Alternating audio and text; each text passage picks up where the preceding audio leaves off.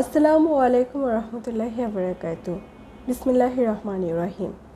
আমি উম্মে হাবিবা খান অ্যানি আপনাদের সবাইকে আমন্ত্রণ জানাচ্ছি আমার ইউটিউব চ্যানেল অ্যানি খানে। আশা করছি আল্লাহর রহমতে আপনারা সবাই ভালো আছেন এবং পরিবার পরিজন নিয়ে সুখে শান্তিতে ইসলামিক জীবন পন্থায় জীবন পার করছেন। এর আগেও আমি চেষ্টা করছিলাম আমার ভিডিও ইতিমধ্যে যারা দেখছেন যে আমি ছোট ছোট কিছু ইনফরমেশন বা যে কথাটা যে হাদিসটা যে ধরনের লিখনি আমার ভালো লাগে সেগুলো আমি ট্রাই করি আপনাদের সাথে শেয়ার করবার জন্য। আজকেও চমৎকার একটি লেখা আমি পেয়েছি। যেমন আমি তাহলে স্টার্ট করবার আগে বলতে চাচ্ছি যে আমার ভুল ত্রুটি হলে প্লিজ আমাকে মাফ করে দিবেন, আর আল্লাহ যেন আমাকে সবার আগে আল্লাহ যেন মাফ করেন। আমাদের তো আসলে চলতে ফিরতে ভুল ত্রুটি হয়েই থাকে, আমরা যেন আমাদের ভুল ত্রুটিটা নিজেদের সংশোধন করতে পারি এবং সেই সাথে আল্লাহর কাছে যেন মৃত্যুর আগ পর্যন্ত ইস্তেগফার চেয়ে আমরা যেন মারা যেতে পারি, সেই দোয়াই থাকবে আমরা প্রত্যেক মুসলিম উম্মার জন্য। সো এখানে খুব সুন্দর করে লিখনিটা তুলে ধরা হয়েছে। আমি তাহলে পড়া স্টার্ট করি। আজকে আসলে যে টাইমটায় ভিডিও বানাচ্ছি রাত বাজে 1:30, রোজা ছিলাম। রোজার অলরেডি আমার যে পেজটা আছে ফ্যান পেজ, সেখানে একটা চ্যালেঞ্জ দিয়েছি। আমরা কত ধরনের সাজুগুজুর চ্যালেঞ্জ দেই, শাড়ি পরার চ্যালেঞ্জ দেই, মেকআপের চ্যালেঞ্জ দেই, ভালো কাজের চ্যালেঞ্জ কেন দিব না। সো গত বৃহস্পতিবারের রোজা ছিল, 13-14 চলছে এখন, সেই সাথে সোমবার, তার মানে বৃহস্পতি শুক্র শনি রবি সোম 5টা রোজা একসাথে ছিল। এই চ্যালেঞ্জটা আমি আমার পেজে অনেককেই দিয়েছিলাম। সো এই তো, আমরা যদি আসলে সঠিকভাবে সব কিছু মেনে চলি কতই না সুন্দর হয়ে যায়, সব কিছু একটা মেনটেন্যান্স থাকে। যেমন সোমবার এবং বৃহস্পতিবার যদি রোজা রাখেন, সপ্তাহে 2টা করে, মাসে 8টা রোজা হয়ে যায়, আবার 13-14-15 টোটাল 11টা রোজা হয়। অ্যান্ড বাকি সময়টা আপনি খেলেন সুন্দর করে, শরীরেরও কিন্তু একটা ব্যালেন্স হয়ে যায়। যাই হোক, কথা না বাড়িয়ে আজকে যে টপিকসটা নিয়ে কথা বলতে চাচ্ছি আমি স্টার্ট করি তাহলে। বিসমিল্লাহির রহমানির রহিম। পরিপূর্ণভাবে ইসলাম মেনে চললে মিউজিক শোনা যাবে না, গান গাওয়া যাবে না, সুদ খাওয়া যাবে না, হালাল হারাম বেছে চলতে হবে প্রতিটা পদে পদে। ব্যাংকে চাকরি করা যাবে না, বয়ফ্রেন্ড রাখা যাবে না, মেয়েদের ছেলে ফ্রেন্ড রাখা যাবে না, ছেলেদের মেয়ে ফ্রেন্ড রাখা যাবে না।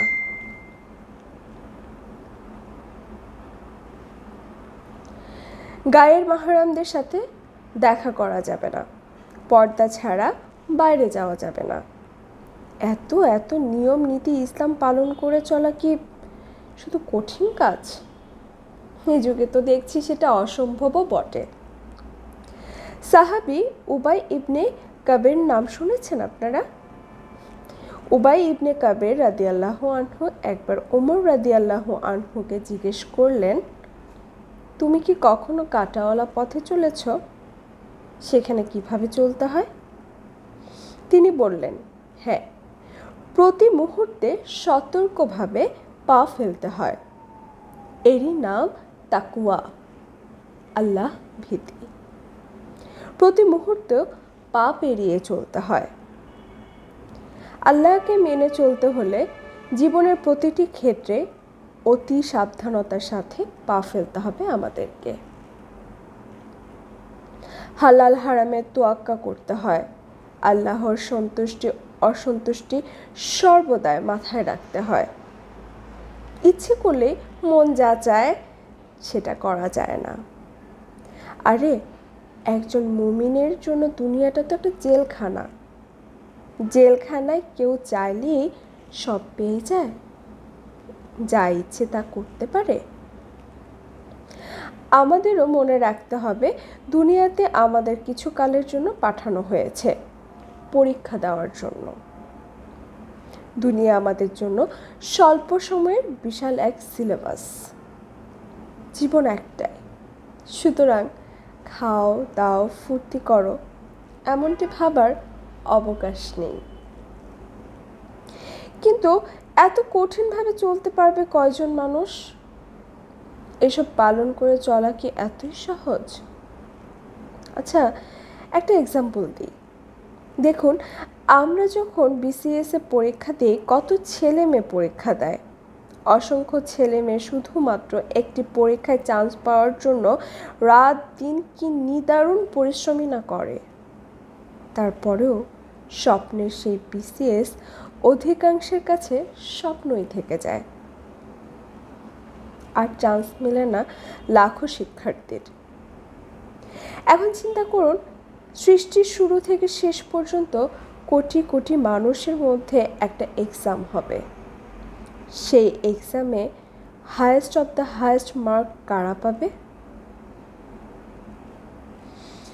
তারাই তো ডানপন্থী, যারা এই হায়েস্ট মার্ক পাবে তারাই তো জান্নাতি। এত বড় একটা এক্সাম, তার প্রিপারেশন নেওয়া কি সত্যি খুব সহজ হওয়া উচিত? আমাদের বিবেক কি বলে? আবার ধরুন, সমুদ্রের পানিতে একটি আঙুল ডুবালে যতটুকু পানি উঠে ওইটুকু দুনিয়ার জীবন, আর বাকি সমুদ্রটায় আখিরাত। তার মানে এই এক ফোঁটা পানির সম জীবন আপনি কিভাবে ব্যবহার করবেন আর করলেন, তার ভিত্তিতে নির্ধারিত হবে আপনার সমুদ্র সম জীবনের আবাস। তাহলে এই পানিটুকুর ব্যবহার কি পরিমাণ সতর্কভাবে করা উচিত একটাবার ভেবে দেখেছেন কি? যদি না ভেবে থাকেন, আজকের পর থেকেই না হয় ভাবা শুরু করুন। আল্লাহু আকবার। আমরা কি সত্যিই তেমন করে চিন্তা করি দুনিয়ার এই অল্প কয়েকটা দিন কোনভাবে আল্লাহর আনুগত্যে কাটিয়ে দিতে পারার মাঝেই রয়েছে জীবনের সার্থকতা?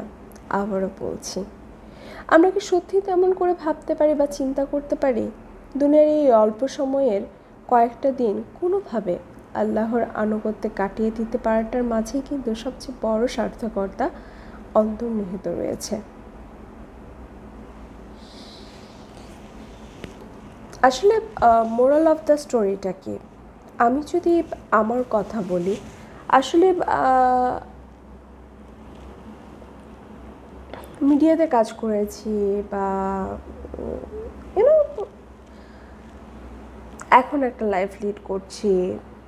প্রত্যেকটা মানুষই, কেউ ব্যাংকে জব করে, কেউ ডক্টর, কেউ ইঞ্জিনিয়ার, প্রত্যেকেরই নিজস্ব একটা প্রফেশন থাকতেই পারে।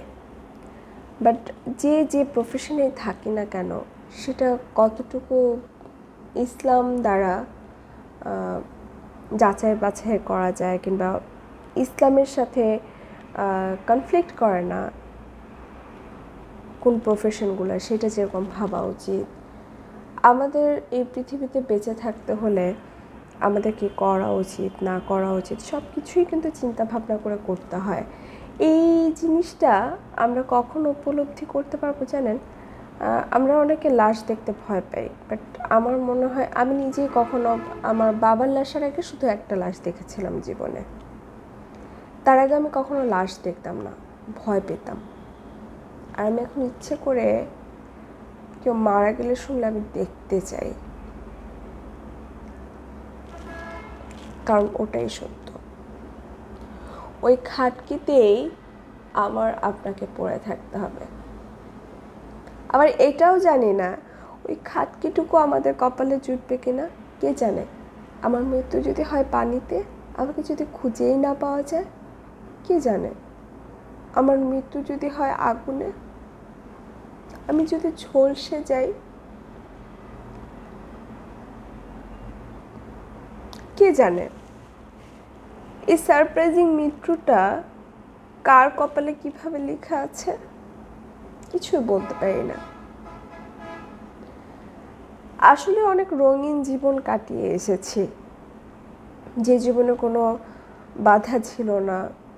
শুধু বলবো না যে মিডিয়া লাইফ, যারা ধরেন ইসলামিক শুধু নামে মাত্র একটা ইসলামিক নাম আছে, বাট কোনো কিছুই হয়তো বা সে ফলো করে না, সে নামাজ পড়ে না, সে রোজা রাখে না, সে কিছুই করে না, সেই তো স্বাধীন চেতা। তার জন্য লাইফে অনেক আনন্দ ফুর্তি অনেক কিছুই মনে হয়। বাট একটা কথা মনে রাখবেন, জীবনে এখন আমরা যারাই বেঁচে আছি, জীবনের চাবিটা, তালার চাবিটা এখন পর্যন্ত আমাদের হাতে আছে। ঠিক যখনই মালাকুল মউত চলে আসবে, চাবিটা কিন্তু চলে যাবে, যেখানে যাওয়ার সেখানেই যাবে। তখন আর হা হুতাশ করে কিছুই হবে না। সবার আগে আফসোস হচ্ছে আমার নিজের জন্য। আমি বলছি কথাগুলো, বাট ঠিক যেভাবে করে দিন ভাবা উচিত, দিনের কথা মানা উচিত, যতটা মানা উচিত, যতটা ফলো করা উচিত, তার কোনোটাই হয়তো বা করতে পারছি না, ঠিকভাবে করতে পারছি না। কারো ভুল ধরার সাধ্য আমার নেই। বাট আসলেই মৃত্যু ভয় ছিল না, আনন্দ ফুর্তিতেই জীবন কেটে, যে এই কথা অহরহ মানুষের মুখে মুখে শুনি, খাও দাও ফুর্তি করো, জীবন তো একটাই, খাও দাও ফুর্তি করো। সারপ্রাইজিং মৃত্যুটা যে কখন চলে আসবে আর কখন যে সেই মাটির নিচে আমাদেরকে 3.5 হাত জায়গায় যেতে হবে, একজন রিক্সাওয়ালা, একজন বুয়া, একজন শিল্পপতি যে 3.5 হাত মাটিতে যাবে, সেই 3.5 হাত মাটিতে আমাকে, আপনাকে, আমাদের প্রত্যেককেই যেতে হবে। আজিমপুরের কবরস্থান আর বনানীর কবরস্থান বলেন, আর যে কোনো একটা কবরস্থানের কথা বলেন, কবরস্থানের প্লেসটা হয়তো বা খুব ভিআইপি হতে পারে, কিন্তু যেখানে রেখে আসবে সেটা কিন্তু সবার জন্য সেম। কে ধনী কে গরিব, সব কিছুর ক্যালকুলেশন মিলবে যখন চোখটা বন্ধ হয়ে আমলনামাটা হাতে আসবে।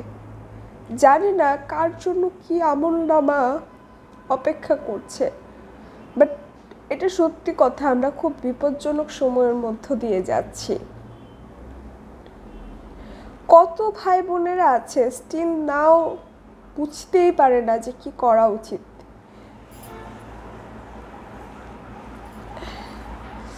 আল্লাহ তাদেরকে সঠিক বুঝদান দেখ। আমি বলছি না যে আমি কারেক্ট হয়ে গেছি, আমার জন্য বেশি বেশি করে দোয়া করবেন। দেখেন, আমরা নিজেদেরকে দেখিয়ে অনেক মজা পাই, নিজেদেরকে গ্ল্যামারাস ওয়েতে, বোনদেরকে বলছি স্পেশালি, যেহেতু আমি একজন মেয়ে, তাদেরকে বলছি, যারা অলরেডি সংসার করছেন, যেসব বোনেরা বাচ্চা নেওয়ার প্ল্যান করছেন, তাদেরকে বলছি, বাচ্চা নেওয়ার আগে নিজে পরিপূর্ণভাবে ইসলামটা ফলো করেন, ইসলামের ছায়াতলে আসেন, জীবন অনেক সুন্দর হয়ে যাবে। আপনার বাচ্চাকেও সেভাবেই করে তুলুন, ইসলামিক জীবন বিধান অনুযায়ী করে তুলুন, লাইফটা অনেক মধুর হয়ে যাবে, সুন্দর হয়ে যাবে। নাহলে যেটা হয় যে হঠাৎ করে একটা স্টার্ট করলে অনেক কষ্ট পোহাতে হয় কিন্তু সব কিছু মেনটেন করতে, ঠিক আছে? আর তার থেকে বড় কথা, কত বোনেরা আছে এই যে টিকটক বানাচ্ছে, এইটা বানাচ্ছে, ওইটা বানাচ্ছে, এগুলোর রেজাল্ট আসলে কি বলেন তো? টিকটক লাইকি, একটা সময় আমিও 4-5টা টিকটক বানিয়েছি, এখন খুব আফসোস হয় যে বুঝতাম না। সো এখনও যারা আছেন তাদেরকে হাত জোর করে বলছি, আমার কথাগুলো হয়তো বা আপনাদের কাছে পাগলের প্রলাপ মনে হবে, বাট এটাই সত্য। এটা আমাদের দিন না, এটা আমাদের জীবন বিধান না। এই যে আপনি আপনাকে এত সুন্দর করে শো অফ করছি সবার সামনে, আসলে এটাতে বাহবা পাওয়া যায়, বাট যেদিন থেকে আপনি আপনাকে ঢেকে ফেলবেন, দেখবেন সেদিন থেকে অন্যরকম একটা প্রশান্তি অনুভব করবেন, এবং সেই সাথে নিজেকে আবৃত করে চলার মধ্যে যে কী ধরনের একটা শান্তি নিহিত আছে, সেটা হয়তো বা আল্লাহ যদি হেদায়েত না করে, আল্লাহ যদি সেই কি বলবো ক্যাপাসিটি আপনার ভিতরে তৈরি না করে দেয়, তাহলে আপনি বুঝতে পারবেন না। তার থেকে বড় কথা, কখনো কখনো জোর করে হলেও প্রথম স্টেপটা কিন্তু জোর করে হলেও নিতে হয়, যে আমাকে কষ্ট করতে হবে। কীরকম জোর জানেন? তখনই ভাববেন যে আমি যত কিছুই করি, যত বড় সেলিব্রিটি হয়ে যায়, যত কিছু শিল্প, যত বড় ক্যারিয়ার ওরিয়েন্টেড হাই লেভেলের মানে জবে আছি, আমার ক্যারিয়ার অনেক ভালো, আমি অনেক বড় ব্যবসায়ী, সব কিছু শেষে আপনাকে কিন্তু এই পৃথিবীর সব কিছু ছেড়ে দিয়ে চলে যেতে হবে। আপন মানুষগুলোকে ছেড়ে দিয়ে চলে যেতে হবে, আপনার ক্যারিয়ার ছেড়ে দিয়ে চলে যেতে হবে, আপনার বিজনেস ছেড়ে দিয়ে চলে যেতে হবে, আপনার নিয়ারেস্ট ওয়ান, বিলাভড ওয়ানকে ছেড়ে দিয়ে চলে যেতে হবে। একা একা আপনাকে জবাবদিহি করতে হবে। সেই যে জবাবদিহি করবেন, তার জন্য কি আপনি, আমি, আমরা কেউ প্রস্তুত? কেউই প্রস্তুত না। আল্লাহ যদি আমাদেরকে মাফ না করে, আমাদের 1 ইঞ্চি পরিমাণ বাঁচার কায়দা নেই। কিন্তু এখনও সেই সব মা বোনদেরকে বলছি যারা দুনিয়াব্যাপী সব কিছু নিয়ে ব্যস্ত আছেন, মেকআপ, শেকআপ, লাইভ, টিকটক, সারাক্ষণ সোশ্যাল মিডিয়া নিয়ে আছেন কিংবা কিছু না কিছু নিয়ে আছেন, তারা প্লিজ দিনের পথে চলে আসুন। দিনের পথে এসে সব কিছুই করা যায়। হয়তো বা টিকটক করতে পারবেন না, কিন্তু আপনি চাইলে আপনি বিজনেস করতে পারবেন। আপনি চাইলে সুন্দর একটা জীবন বিধান মেনটেন করে আপনার গণ্ডির মধ্যেই আপনি অনেক কিছু করতে পারবেন। ইসলাম কিন্তু নারীদেরকে ঘরের মধ্যে বন্দি করে রাখেনি। ইসলাম নারীকে সবচাইতে বেশি সম্মান দিয়েছে, ইসলাম নারীকে সবচাইতে বেশি ফ্রিডম দিয়েছে, ইসলাম নারীকে সবচাইতে বেশি গাম্ভীর্য দিয়েছে, ইসলাম মর্যাদা দিয়েছে। ইসলাম নারীদেরকে 3 জন গার্জিয়ান দিয়েছে। একজন নারী তার বাবা গার্জিয়ান, একজন নারী তার ভাই গার্জিয়ান, একজন নারী তার হাজব্যান্ড গার্জিয়ান। একজন নারীকে ইসলামে ঝিনুকের ভিতরে যেভাবে মুক্তা লুকিয়ে রাখা হয়, সেই সম্মানটাই দেওয়া হয়েছে।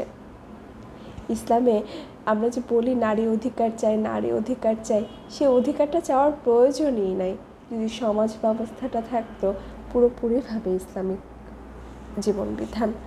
তাহলে কিন্তু দেখতেন সব কিছুই অনেক সহজ সরল হয়ে যেত। আর সব কিছু সহজ সরল হোক বা না হোক, আজকে নিজেকে না হয় সহজ সরল করে ফেলি। এই চাকচিক্যের জীবন থেকে বের হয়ে এসে সাদামাটা জীবন শুরু করি। এই জীবন, ইবলিশের সবচেয়ে বড় কাজ কি জানেন? আপনার জীবন থেকে আপনার মৃত্যুকে ভুলিয়ে দেওয়া। আপনি যে মারা যাবেন, আপনি যে পৃথিবী ছেড়ে চলে যাবেন, এই জিনিসটা বেমালুম আপনি ভুলে যাবেন। এটাই হচ্ছে শয়তানের সবচেয়ে বড় সার্থকতা। আর এটা যখন আমরা ভুলে যাই, তখন এই পৃথিবীটা হয়ে যায় আনন্দের একটা জায়গা, আর মুমিনের জন্য হয়ে যায় জেলখানা। সে অপেক্ষা করতে থাকে সিলেবাস কমপ্লিট করে আমাকে যখনই আমার আল্লাহ ডাক দিবে আমাকে চলে যেতে হবে। ভয়ে ভয়ে সে যেতে থাকে। এই ভয়টা কাটিয়ে উঠে যেন আমরা সঠিকভাবে লা ইলাহা ইল্লাল্লাহু মুহাম্মাদুর রাসূলুল্লাহ সাল্লাল্লাহু আলাইহি ওয়াসাল্লাম বলে আমরা যেন মরতে পারি। আমাদের মৃত্যুটা যেন হয় জায়নামাজের মশালায়, আমাদের মৃত্যুটা যেন হয় শুক্রবারে, আমাদের মৃত্যুটা যেন হয় চমৎকার মৃত্যু, আমাদের মৃত্যু যেন হয় রোজার মাসে। এই আশাটা আমরা করতেই পারি। আমরা আমাদেরকে প্রতিনিয়ত তৈরি করতে থাকবো, আমরা আমাদের প্রতিনিয়ত ইস্তেগফার করতে থাকবো, প্রতিনিয়ত আমরা এই জেলখানার সাথে যুদ্ধ করে যেন আমরা আমাদের পরকালীন যে আখিরাতের সময়টা আছে সেটাকে সমৃদ্ধ করতে পারি। সেই দুয়াই আমরা প্রত্যেক মুসলিম উম্মার জন্য করতে থাকবো। আমার ভুল ত্রুটি হলে আমাকে মাফ করবেন। জানি না কথাগুলো গুছিয়ে বলতে পেরেছি কিনা, বাট খুব সুন্দর করে কথাগুলো লেখা ছিল। কেউ একজন কপি করেছে, আমিও সেই কপি লেখাগুলোই আপনাদেরকে পড়ে শোনালাম। ভালো লাগলো অবশ্যই আপনাদের কমেন্টসগুলো আপনারা আমার কমেন্টস বক্সে ছেড়ে দিবেন, এবং সেই সাথে আমার চ্যানেলটি এখন পর্যন্ত যারা সাবস্ক্রাইব করেননি তারা একটু সাবস্ক্রাইব করবেন, কারণ আপনাদের সাবস্ক্রাইব করাটা আমার জন্য অনেক জরুরি। ইটস বিকজ অফ আমি একটা প্ল্যান করেছি মেকআপ টিউটোরিয়াল করে, তারপর বিভিন্ন ধরনের নাচ গান করে, আমার অনেক নাটক দিয়ে মানুষ অনেক টাকা আর্ন করেছে। সো আমি প্ল্যান করেছি, আমি অলরেডি 20,000 সাবস্ক্রাইবার আমার এখানে হয়েছে, আমি অলরেডি প্ল্যান করেছি আমার এই ইউটিউব চ্যানেলটা আমি মনিটাইজ করে যে কাজটা করব, এখান থেকে যে আর্নিংটা হবে সেটা আমি দিনের রাস্তায় খরচ করবো ইনশাল্লাহ। সো প্রথম যে অ্যামাউন্টটা আসবে সেটা দিয়ে আমি একটা ছাগল কিনবো, কিনে আমি যেটা করব আমি এতিম বাচ্চাদেরকে খাওয়াবো ইনশাআল্লাহ, আল্লাহ যদি চায়। আর বাকি সময়ও কখন যতটুকু আর্ন হয় আমি অফকোর্স সেটা সাদাকায় জারিয়া হিসেবে যে কাজগুলো আমার জন্য থেকে যাবে আমি সেই ধরনের কাজ করার চেষ্টা করব। কারণ জীবনে অনেক নাটক করেছি, মিউজিক ভিডিও করেছি, উপস্থাপনা করেছি, অ্যাড করেছি, তো সেগুলো তো থেকে যাবে, আমি চাইলেও সেগুলোকে মুছতে পারবো না।